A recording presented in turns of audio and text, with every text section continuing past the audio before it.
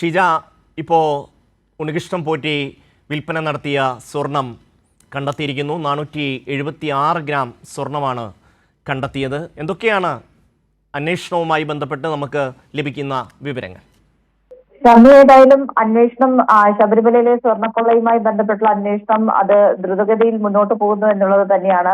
നിലവിലിപ്പോൾ ഉണ്ണികൃഷ്ണൻ പോറ്റിയുമായി പ്രത്യേക അന്വേഷണ സംഘത്തിന്റെ ഒരു ടീം ബംഗളൂരു കേന്ദ്രീകരിച്ചുകൊണ്ട് തെളിവെടുപ്പ് നടത്തിക്കൊണ്ടിരിക്കുകയാണ്. അത് ബംഗളൂരുവിൽ അതിന്റെ തെളിവെടുപ്പ് പുരോഗമിക്കുന്നു എന്നുള്ളത് തന്നെയാണ് ഈ ഒരു ഘട്ടത്തിൽ കൂട്ടിച്ചേർക്കാൻ സാധിക്കുന്നത്. അതിനൊപ്പം തന്നെ എടുത്തു പറയേണ്ട മറ്റൊരു നിർണായകമായ വിവരമെന്ന് പറയുന്നത് ഈ ഉണ്ണികൃഷ്ണൻ പോറ്റി ഗോവർദ്ധൻ എന്ന് പറയുന്ന ബെല്ലാരി കേന്ദ്രീകരിച്ച് പ്രവർത്തിക്കുന്ന സ്വർണ്ണ വ്യാപാരി ഉണ്ണികൃഷ്ണൻ പോറ്റിയുടെ സുഹൃത്തു കൂടിയാണ്. ഇയാൾക്ക് വിറ്റ സ്വർണ്ണപ്പാളിയിൽ നിന്ന് സ്വർണ്ണ ഉരുക്കിയെടുത്ത് ആ സ്വർണം ഗോവർദ്ധനാണ് വിറ്റിരുന്നത്. ആ സ്വർണം ഇപ്പോൾ കണ്ടെത്തിയിരിക്കുകയാണ്.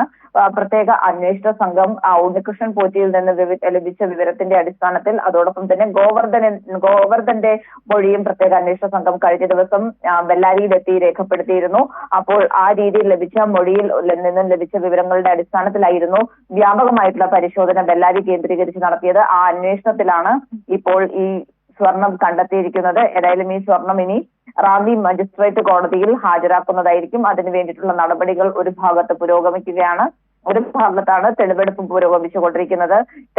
ബംഗളൂരുവിലെ തെളിവെടുപ്പ് പൂർത്തിയായതിനു ശേഷം ചെന്നൈ സ്മാർട്ട് ക്രിയേഷൻസിൽ ഉണ്ണികൃഷ്ണൻ പോറ്റിയുമായി പ്രത്യേക അന്വേഷണ സംഘം എത്തി അവിടെയും തെളിവെടുപ്പ് നടത്തുന്നതായിരിക്കും. അതിനുശേഷമായിരിക്കും ഇവിടേക്ക് തിരുവനന്തപുരത്തേക്ക് ഉണ്ണികൃഷ്ണൻ പോറ്റിയെ മടക്കി കൊണ്ടുവരിക. അത് ഉണ്ണികൃഷ്ണൻ പോറ്റിയുടെ തെളിവെടുപ്പ് പൂർത്തിയായതിനു ശേഷം മാത്രമായിരിക്കും രണ്ടാം പ്രതിയായ ഈ മുരാരി ബാബുവിനെ കസ്റ്റഡിയിൽ വാങ്ങുന്നതിനടക്കമുള്ള നടപടികളിലേക്ക് കൂടി പ്രത്യേക അന്വേഷണ സംഘം കടക്കുക എന്നുള്ളതാണ് ഈ ഒരു ഘട്ടത്തിൽ വ്യക്തമാകുന്നത്. ഷീജ, ഇപ്പോൾ മുരാരി ബാബുവിനെ അറസ്റ്റ് ചെയ്തിട്ടുണ്ട്.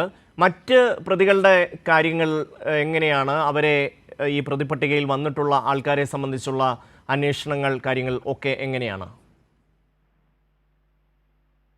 ഏതായാലും അതുമായി ബന്ധപ്പെട്ടുകൊണ്ട് നിലവിൽ പ്രത്യേക അന്വേഷണ സംഘം തീരുമാനിച്ചിരിക്കുന്നത് ഒന്ന് ഉണ്ണികൃഷ്ണൻ പോറ്റിയുടെ തെളിവെടുപ്പ് പൂർത്തിയാക്കുക, മറ്റൊന്ന് ആ തെളിവെടുപ്പ് നടപടികൾ പൂർത്തിയാക്കിയതിനു ശേഷം മുരാരി ബാബുവിന്റെ കസ്റ്റഡിയിൽ വാങ്ങുന്ന നടപടികളിലേക്ക് കടക്കുക. അതിനൊപ്പം തന്നെ മറ്റു പ്രതികളിലേക്കും കൂടി കടക്കുക. അതായത് നിലവിൽ കേസുമായി ബന്ധപ്പെട്ടുകൊണ്ട് 2 പേർ മാത്രമാണ് അറസ്റ്റിലുള്ളത്.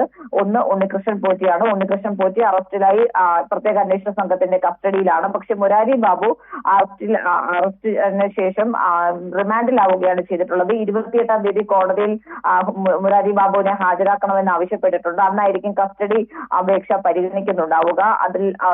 അതിൽ തീരുമാനം ഉണ്ടാകുന്ന മുറയ്ക്ക് തന്നെ മറ്റു പ്രതികളിലേക്ക് കൂടി കടക്കാനാണ് നിലവിലിപ്പോൾ പ്രത്യേക അന്വേഷണ സംഘം തീരുമാനിച്ചിട്ടുള്ളത്.